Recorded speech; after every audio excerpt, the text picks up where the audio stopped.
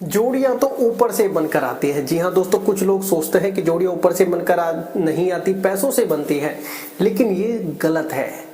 ये सिर्फ मिथ है, क्योंकि लाइफ का इतना बड़ा रोल कि जिससे आपकी संपूर्ण लाइफ चलने वाली है, वो बिना प्रारब्ध, बिना नियति, बिना कर्मों के पॉसिबल नहीं है।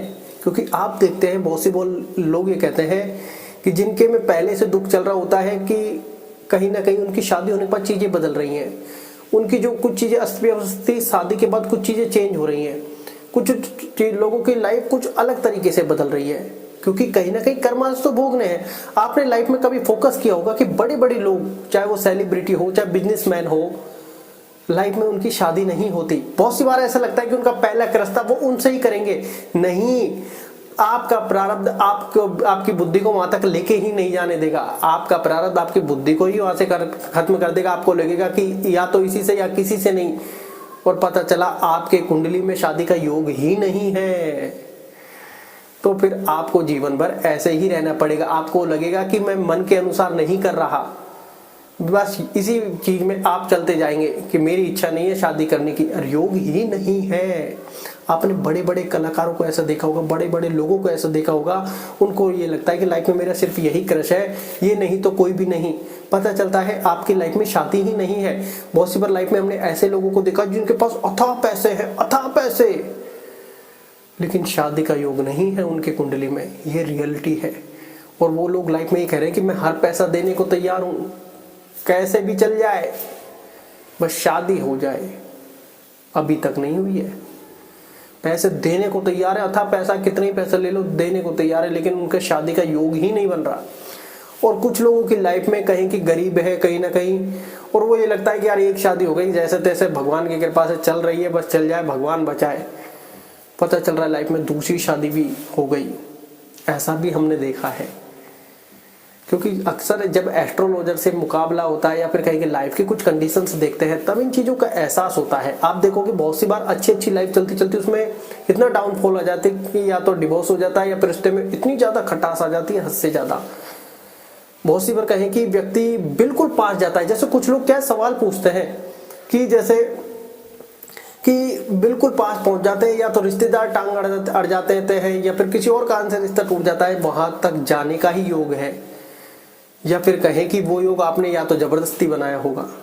अब ये कितना प्रारब्ध है, कितना हमारे कर्मों के अनुसार है, इसकी सही डेफिनेशन नहीं है।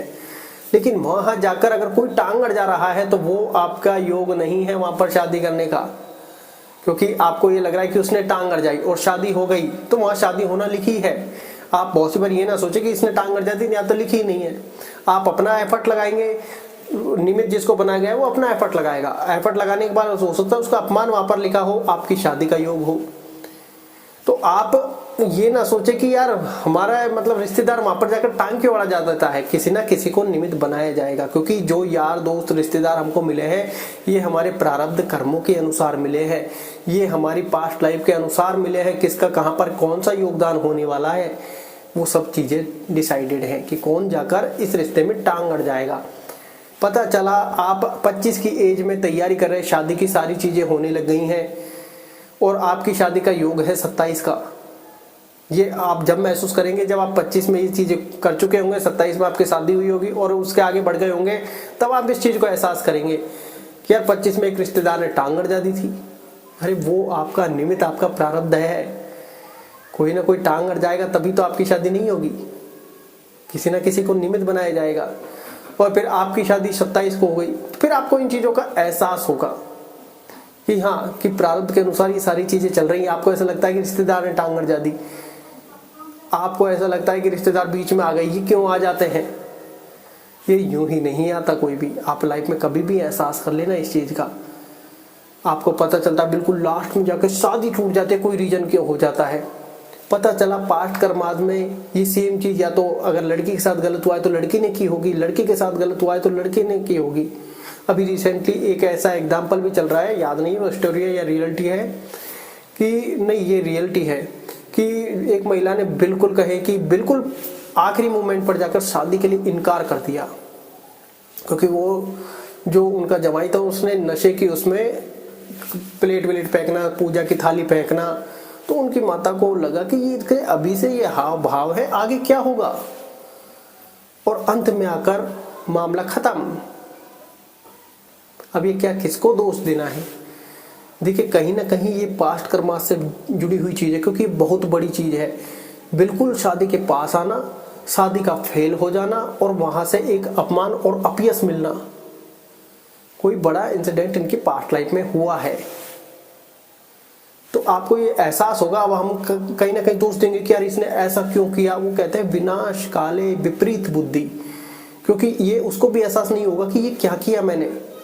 नशे की आदत में पूजा जैसी थाली, क्योंकि हमारे लिए सबसे सम्मान की बात है, क्योंकि सबसे पहले हम जाकर नहा धोकर करते क्या है, भगवान की पूजा।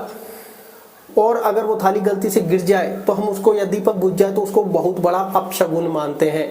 जिस पूजा की थाली को कोई व्यक्ति अगर फेंक देगा तो हमारे तो खुद ही मानो काटो तो खून नहीं वाली सिचुएशन हो जाती है, चाहे वो व्यक्ति सामने वाला कोई भी हो। ये बात आप खुद जानते हैं। तो लाइफ में इतना बड़ा इंसिडेंट ऐसे ही नहीं हो सकता। किसी ना किसी को तो माध्यम, किसी ना किसी को तो निमित्त बनाया जाएगा, उसी निमित्त के द्वारा आगे बढ़ाया जाएगा। किसी को निमित्त बनाकर वहां पर अगर उसका मान सम्मान या अपयश लिखा होगा तो उसको भोगना होगा। लाइफ में यही चीजें तो चलती आती है। आपको अपने प्रारब्ध कर्मों के अनुसार ही रिश्तेदार मिले हैं। हमको ऐसा लगता है कि इसकी इस रिश्तेदार ने टांग अड़ जाती, इसकी वजह से सब कुछ हुआ है, लेकिन हमको रिश्तेदार प्रारब्ध के अनुसार ही तो मिले हैं। आज जो हमारा जहाँ जन्म हुआ है, जो घर मिले हैं, जो भाई बहन मिले हैं, जो रिश्ते मिले हैं, जो कहे कि पापा मम्मी मिले हैं, दोस्त मिले हैं, पड़ोसी मिले हैं, बड़ी फैमिली मिली है, छोटी फैमिली मिली है, तो ये हमारा प्रारब्ध ही तो है। इनके साथ ही तो हमें ये प्रारब्ध भोगना है। कोई टांग अड़ जाएगा, कोई साथ देगा। तो ये आप शांति के साथ भोगते जाएं कि भाई जो है, जब आपका शादी का योग होगा, चाहे कोई कितना ही टांग अड़ डाले, चाहे कोई कितना ही आपकी टांग खींच ले, वो चाहकर भी नहीं खींच सकता। वो अपना एफर्ट लगा सकता है, वो अपना एफर्ट लगा सकता है अगर पहले से कुछ चीजें डिसाइडेड है। अगर पास्ट कर्माद में कुछ है कि आपने किसी में हो सकता है टांग अड़ जाइए, अब वो आपके में टांग अड़ जा रहा है, तो ये चीजें चलती रहती हैं। कहीं ना कहीं किसी ना किसी को निमित्त बनाया जाता है। लेकिन आपको ये लगता है कि शादी पैसे से होती है, तो ये नहीं, क्योंकि हमने ऐसे देखे हैं बहुत से के साथ कहे कि लाइफ में शादी का योग नहीं है और वो पैसे लेके घूम रहा है कि कैसे भी हो जाओ। कुछ लोग पैसों में कर ले आते हैं कि यार फैमिली गरीब है, उनको पैसे दे देंगे, हमारी शादी हो जाएगी, दोनों का काम हो जाएगा। शादी ही नहीं होती, किसी भी कंडीशन में नहीं होती, एंड टाइम पे आकर टूट जाती है बहुत सी बार। और हमने ऐसे रिसेंटली, क्योंकि फैमिली या फिर दोस्ती में ऐसे बहुत सारे किस्से होते हैं, तो लोग शेयर करते रहते हैं कि यार इतने सारे पैसे हैं इसके पास, इतनी जमीनें हैं, इकलौता है और शादी नहीं हो रही है। कुंडली चेक कराते हैं, शादी का योग नहीं है। और वो व्यक्ति भी खुद कहता है कि पूरे एफर्ट लगा लिए, पूरा प्रयास कर लिया, सब कुछ कर लिया, पैसे भी आजमा लिए, कुछ नहीं हुआ। तब आपको ये चीजें माननी होगी। जहां आपका शादी का योग है, शादी होगी, पैसे है चाहे नहीं है, ये आपको ध्यान रखना है। जैसे कुछ टाइम पहले हमने एक पंडित जी की स्टोरी शेयर की थी। पंडित जी महालक्ष्मी को प्रसन्न करने के लिए, तपस्या के लिए, वन के लिए निकल गए, अकेली कन्या को घर पर छोड़ गए, काफी समय हो गया। तो वहां पर उनके आसपास के जो गांव वाले हैं, उन्होंने देखा कि पंडित जी काफी समय हो गया है, पंडित जी नहीं आए, कन्या विवाह के योग्य है। सबने पैसे इकट्ठे करके विवाह कर दिया। महालक्ष्मी प्रसन्न हुई तो पंडित जी ने कहा कि मुझे अपनी कन्या का विवाह करना है, उसका तो हो गया। जहां योग बनेगा विवाह हो जाएगा। आपके पास पैसे है नहीं है, कोई मैटर नहीं करता। आपका योग है या नहीं है, ये मैटर करता है। लाइफ में हम क्या है, परेशान हो रहे होते हैं, या फिर कहीं ना कहीं अपने लेवल पे प्रयास करते रहते हैं, या फिर कहीं कि वो लेवल भी सेलेक्ट है। क्योंकि आप देखोगे कि प्रारब्ध की सही डेफिनेशन अगर आपके पास कुंडली है तो हो सकती है। हम ये नहीं कह रहे कि हम करते हैं, हम कोई ऐसे ज्योतिषी नहीं है। एक भाई ने कमेंट में पूरी चीजें लिख के भेज दी, तो आपको ये एहसास होगा कि वहां पर टूटना लिखा है तो कहीं ना कहीं प्रारब्ध का रोल है, क्योंकि वहां पर मान सम्मान थोड़ी ऐसी चीजें वाली आ जाती है अगर वहां पर हमने अपना एफर्ट लगाया है। क्योंकि कहते हैं ना, बहुत सी बार व्यक्ति बुद्धि के अनुसार पैसे कमाने का, प्राप्त करने का प्रयास करता है, चाहे वो गलत तरीके से, लेकिन वो धन कभी रुकता नहीं है, या फिर कहीं कि उस धन के आने के बाद दुख भी आ जाता है। तो बहुत सारी चीजें होती हैं।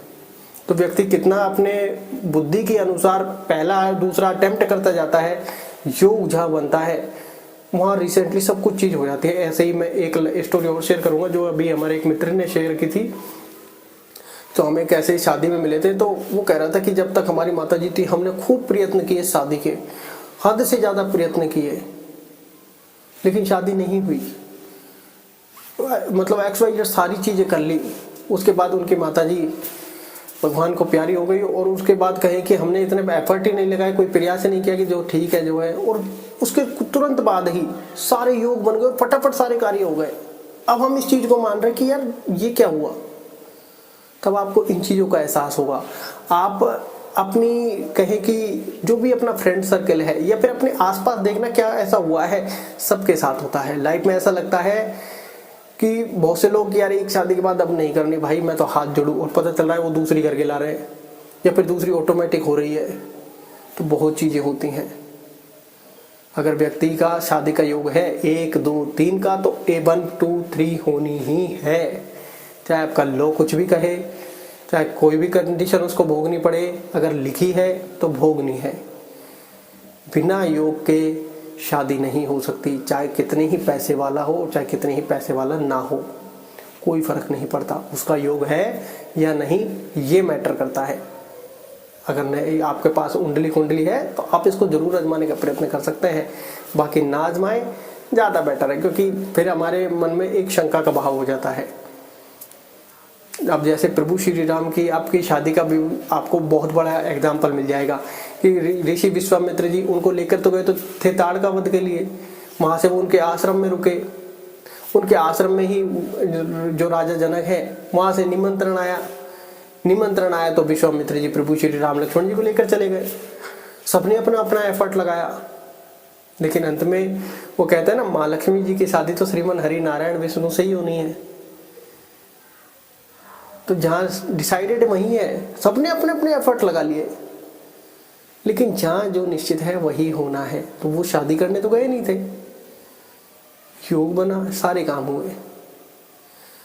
आप कभी भी देखोगे जब रावण का वध हुआ तो वनवास का अंतिम समय था, तब भगवान कहते हैं कि अब समय आ गया है।